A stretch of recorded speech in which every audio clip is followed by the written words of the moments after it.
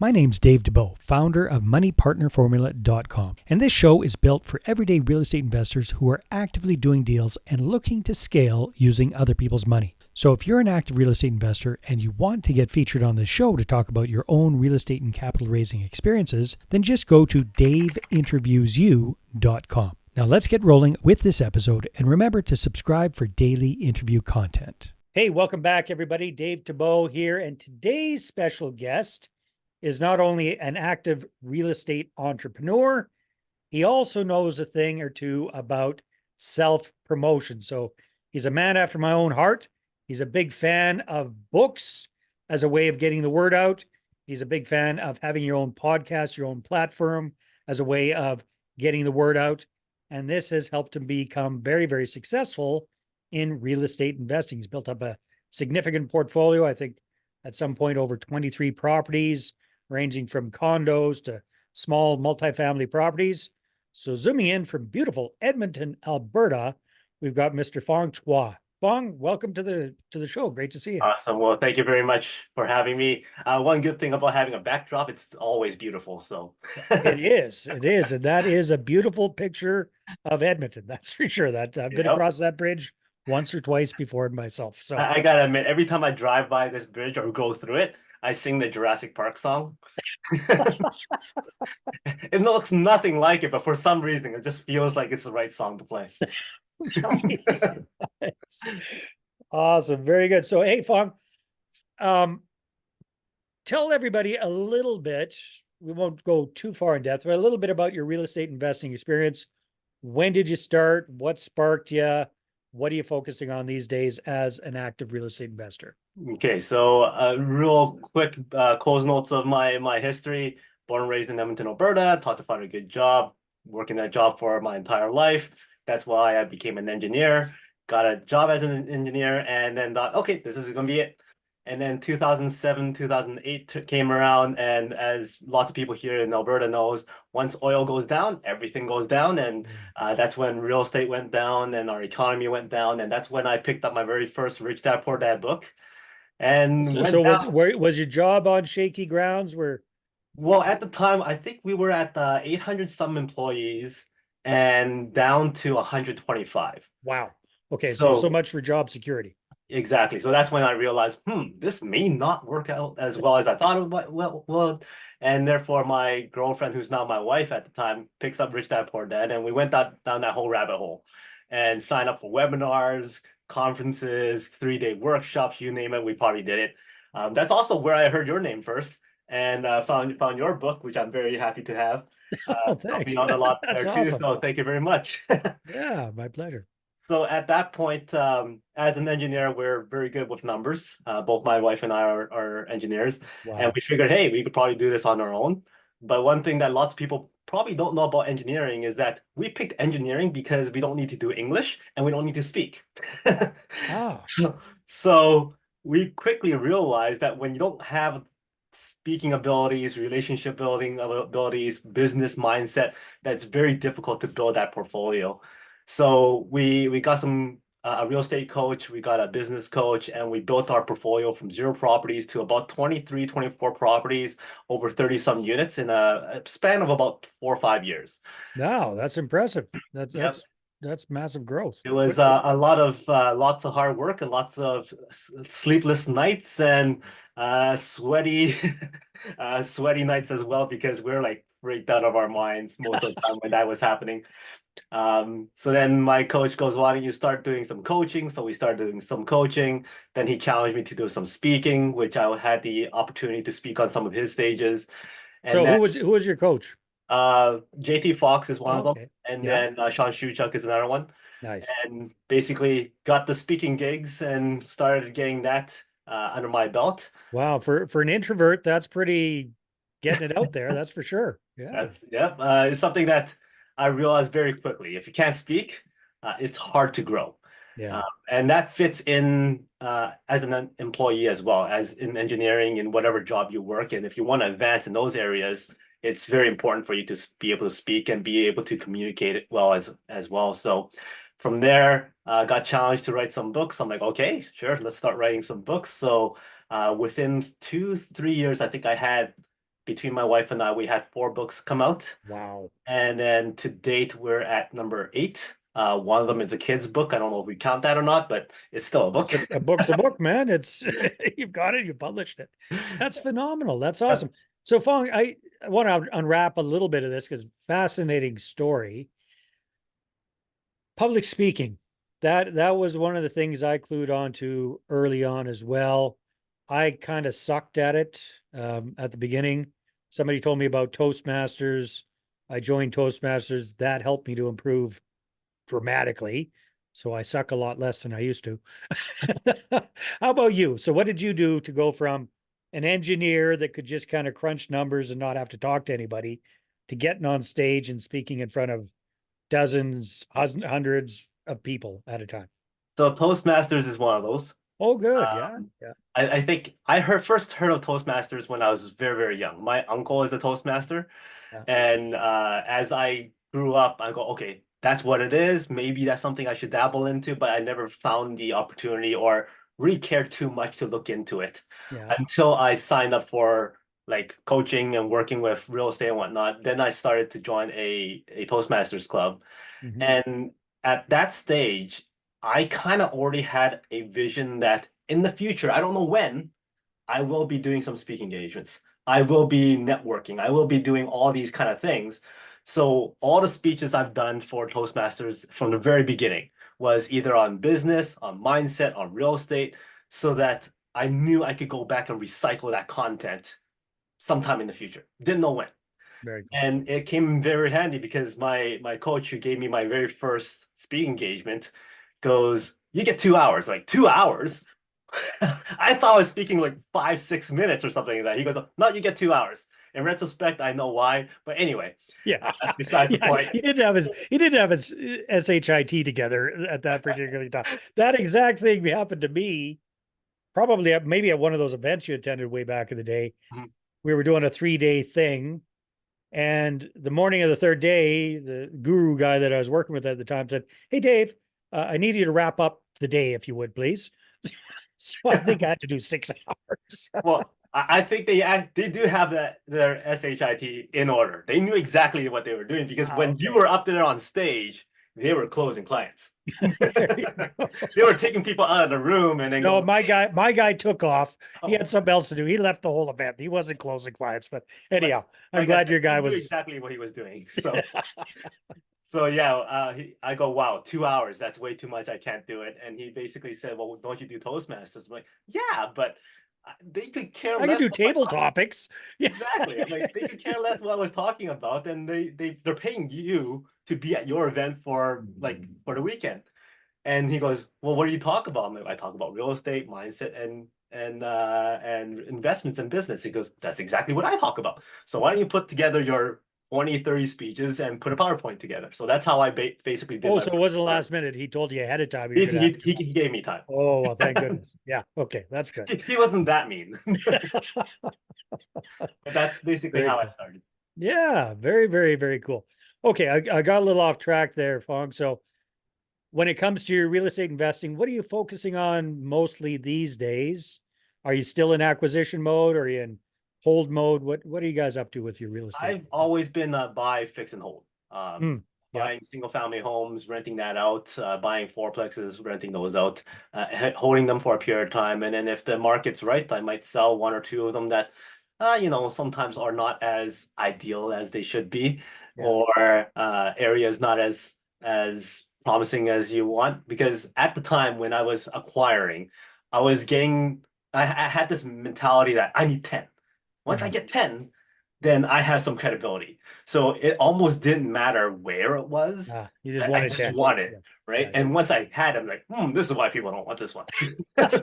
This is why I got such a good deal on this property. Exactly. Yeah. So because I still had a good deal, it was still cash flowing. By the time I was able to let it go, I still made money on those. Yeah. But to get those off my plate was breath of fresh air. Yeah. So, I hear yeah. you. I hear you. So, and these days, are you still in acquisition mode or are you just kind of in I'm holding kind your of book? seeing what's out there. Yeah. I'm always in acquisition mode. I'm always in sell mode. Like, I mean, if the price is right, I will be willing to sell. If the price is right, I'm willing to buy. Yeah. So I'm always out there looking for potential opportunities, deals, joint ventures, you name it. I'm looking. Yeah. Very nice. And these days, are you more in the small multifamily Yeah, space or single family? I'm still in like eightplex and below Yeah. But you prefer area. multifamily versus single family at this point? Yeah, yeah. Yeah, makes sense. Okay. Very, very cool. Now let's switch gears a little bit here, Fong, because between you and your wife, I think you said you got 8 books, 9 books Eight. published. Yep. Yeah. Very, very cool. So that all started with getting a challenge from your coach. Tell me a little bit about, that first one must have worked out okay because you did 7 more after that. So what's your philosophy around books? Well, the philosophy for books is basically it's a credibility tool. Yeah. Whether people read it or not, it's one of those things that go, "Ooh, look, I got a book," and Yeah. it kind of gives you that first foot in the door to get noticed and to have a platform to speak on or to be interviewed on podcasts, to speak at different events. When you have a book, it makes it a little bit more credible, Mhm. and it's also a starting price point that you could get people into your circle as well. Like if they can't buy your $5,000, $10,000 packages, they're still iffy about the $500 programs, then hey, you could buy my book for 40 bucks or 30 bucks or whatever it is. So you could get people into your circle at different levels as you like, and you set that up that way. And it's also something I find it's once you have a system in place, it's very easy to do. I Yeah. mean, within 3, 4 months, most of the clients I coach can get their books out and have it in their hands from scratch. Yeah. And it's not that difficult. It's a matter of getting your mind in the right place and really sitting down and writing it. And now with AI, it's even easier if that's the path they choose to do so. Um, Mm. Lots of people's main challenges is the same challenges that I had when I first was challenged to write a book, and that is one, who am I to write a book? Two, Mhm. that person over there is more successful than me. I mean, Dave, he's more successful than me. He has all these books. Who am I to write this book? Mm. And then finally, um, that person over there, or yeah, who am I to write the book? Basically, the whole imposter syndrome kind Yeah. of thing. Yeah. So then my coach goes, well, first of all, everybody has a message, and therefore, if you are willing to stand up and speak it to people, do you expect everybody to agree with your message? I'm like, no. Then why do you expect everybody to read your book? I'm like, ah, fair enough. And then the thing is, over the last 100 years, nothing new has been written, but your voice hasn't been heard. Mm. And you could write the exact same book as that person, but you may or may not capture the same people. Mm. And therefore, the people who are following you are deprived of your message if you're not writing that book in that voice that they gravitate to. I'm like, that changes the entire mindset of things. And therefore, let me start writing that first book on how do you set up your financial future in different risk levels and different products and all that kind of stuff so that you don't have to worry too much about retirement and whatnot. As we were writing that book, we realized we had so much content that there was actually 3 books there. So we actually did the 3 books at the same time. Nice. So when you say we, that's you and your wife? Yeah. Oh, Yeah. you guys So are a power duo. we Nice. we try to do everything together, and we work very well together. I mean, for me, I'm the one that's able to fill pages, Yeah. and she's the one that's very concise and goes, "Well, why do you have to say all that when you can just do this?" I'm like, "Fair enough. I need 2 more pages." So you see. Yeah, So, I got to get 96 pages to make a book, right? exactly. So Yeah, we balance out each other very, very well, and I fill in some of her gaps, and she reduces some of my stuff, and it makes it pretty good. So. I like that. I like that story. So what I'm hearing from you is the book for you has been a really good product that kind of gets people in the door, so to speak, as a potential client, I guess. So has it been more of a calling card for your coaching side of your business, or have you leveraged it for the real estate investing, raising capital side, or both? And for both, because Yeah. the thing is, as I said before, we have 7 business books and 1 kids book, Yeah. and each book focuses on different things. Mhm. So I coach on real estate, I coach on speaking, I coach on book writing, I coach on mindset. So I have a book on mindset. I have a book on cash flowing properties. I have a book on communication. I got a book on whatever. So Yeah. depending on which platform or which conference or theme I'm speaking at, I would talk about which book kind of Yeah. thing, right? So then it kind of puts me in the credible expert area in that space. And then if people want to contact me because of the book or they want to learn how to write books and all that kind of stuff, it kind of allows me to speak to it that way. Yeah. Very, very smart. Now, I sometimes call a book a business card on steroids. Sounds like, uh, and I've never been concerned about selling my books. I've never tried to make any money from selling the books. It's all about giving them away. Sounds like you've got a slightly different approach. You like to sell the book so that you know that that prospect is a good prospect. At least they're willing to invest 20 or 30 bucks in a book, and that gets them one step closer to working with you. Do you also give them away, or Oh you yeah, I've done a whole combination of okay? getting my books out there, whether it's for gift giving or silent auctions, or hey, you sign up for this program, you get this. Oh, you're coming to the conference, you get that kind of thing, right? So, it's a mixture of different strategies of getting the book out there. Yeah, very, very cool. Well, I like the way you went about doing a book in the first place. Mine wasn't as smart. My very first book was a chapter in an anthology thing that was put on by the guru guy that I was the marketing guru guy that I was following with at the time.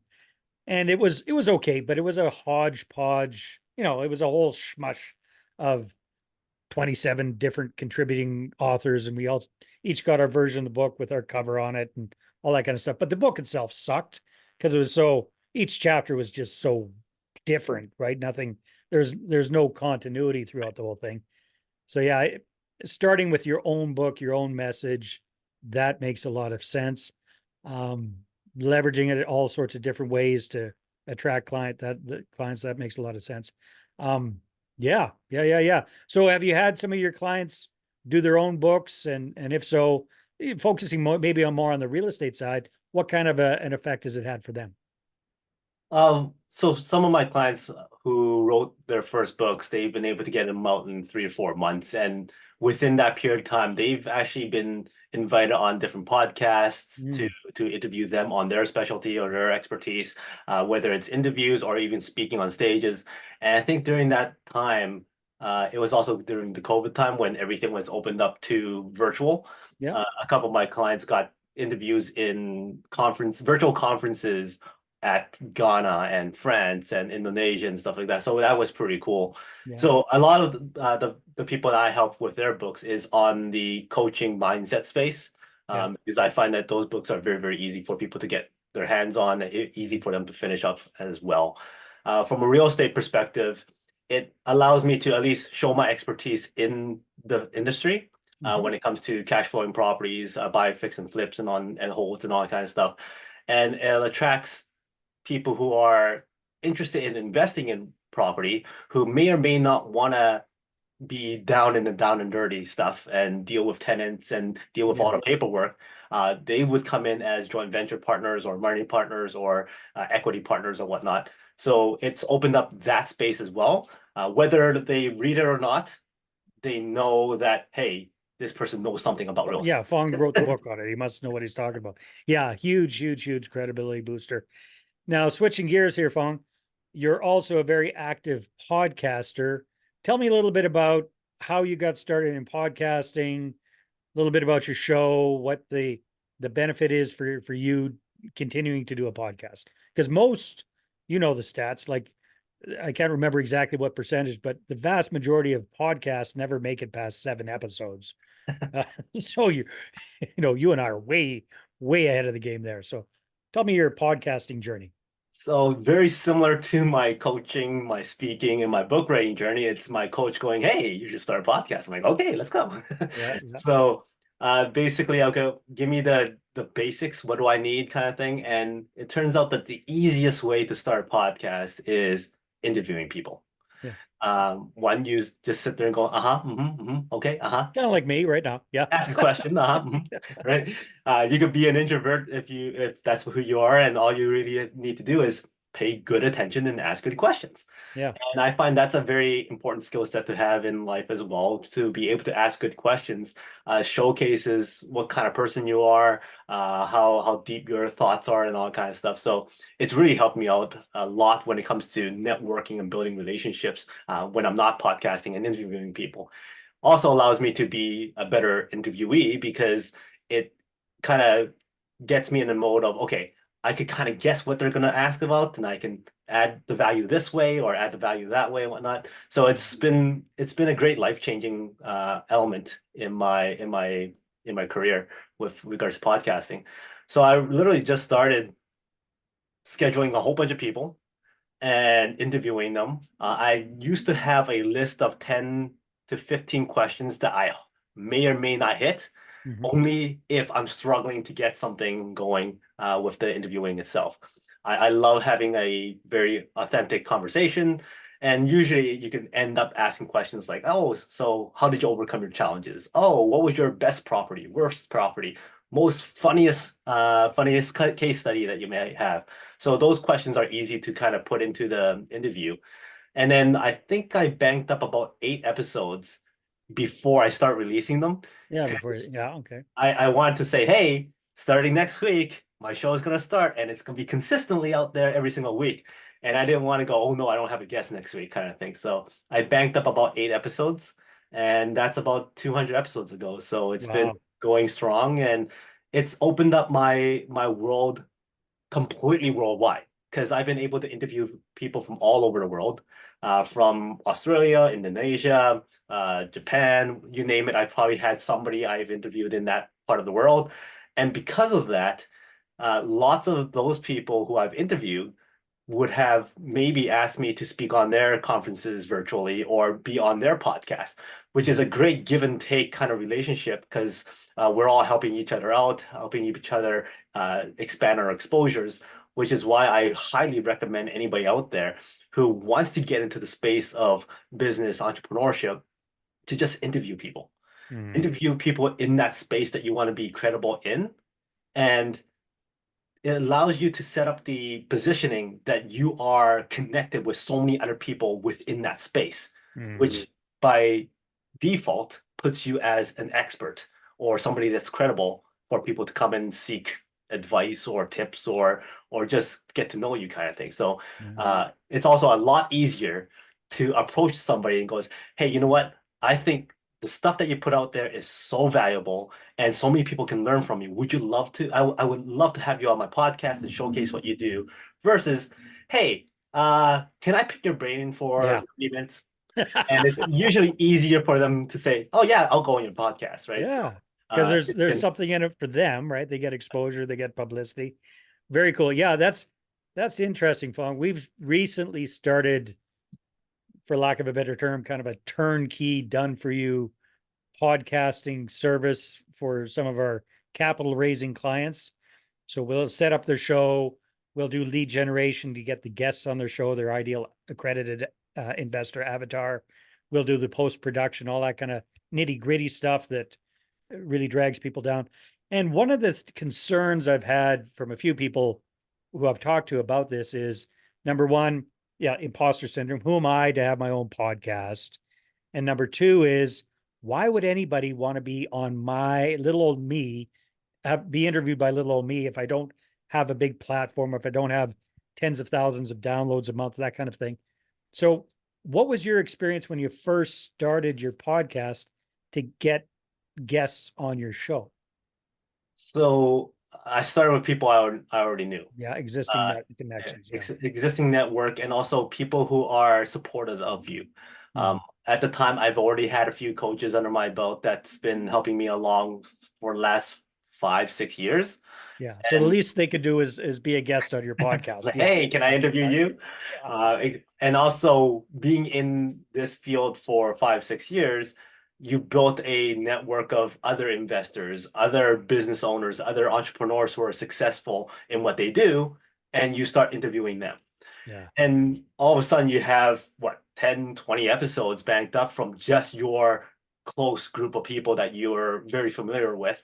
And those episodes are easier to do because you've known them for a long time. Yeah. You're able to ask the questions. You kind of already know what their answer is going to be. So it's not going to be, oh no, what I'm going to do next if they give me a fastball or something, right? Yeah. So it's a lot easier to do it that way. And secondly, I never really looked into ratings. It was more for my own development and relationship building. So Mhm. therefore, regardless of what the downloads and what all that kind of stuff is, I still continue being consistent. One Yeah. episode every single week and start building that network with other people from all around the world. So I've been able to very, very fortunate to have interviewed like artists and Olympic champions and multi-millionaires and former Grey Cup champions and all that kind of stuff. So it's been fun that way. Mhm. And building those relationships has been very, very advantageous. No, most definitely. No, I love having a podcast. Plus, for me, it's just a great way to create content that I can share with my audience. So we always have something to talk about, and you're not having to come up with your own content every single week and that sort of thing. So yeah, very, very smart. And I mean, have you ever had anybody kind of say, "Hey, before I jump on your show as a guest, how many listeners do you have? How many downloads do you have?" All that kind of stuff. I can Very only rare. recall two times that that's ever come up in a conversation. How about I've you? had one person say that, but after that, most people are very open to being interviewed. Yeah. Most people have never been invited to be interviewed. So it's an ego stroke for them. Yeah. That's what I found. And one thing I find that if you want to get guests easy, Mhm. is reaching out to book authors, Oh, for people who sure. have Yeah. just written their books and all that kind of stuff, and getting them on your show is They a want to lot. be on your show. Oh yeah, Yeah. for sure. They love the opportunity. Fong, this has been a lot of fun. If people want to find out more about you and connect with you, where should they go? FongChua.com. You can find all my other stuff that is out there through that website. Very good. Well, hey, keep up the good work, and it's great reconnecting with you again. Awesome. Thank you very much for having me. All right, everybody, take care, and we'll talk to you on the next episode. Hey there, I really hope you enjoyed that episode. And as always, if you want to listen to more daily interview content, make sure you subscribe. And if you're an active real estate investor and you're doing deals and you'd like to get featured on this show, then just head over to daveinterviewyou.com. Now, at moneypartnerformula.com, we help real estate investors to create a process for predictably getting capital so they can do more deals without relying on hard money lenders or the banks. We do this by building them a private capital marketing system. Now, if you want help turning yourself into a big money capital attraction machine, then book a call with our team to see how we can help. Just visit moneypartnerformula.com to find out more. All right, take care, and we'll see you on the next interview.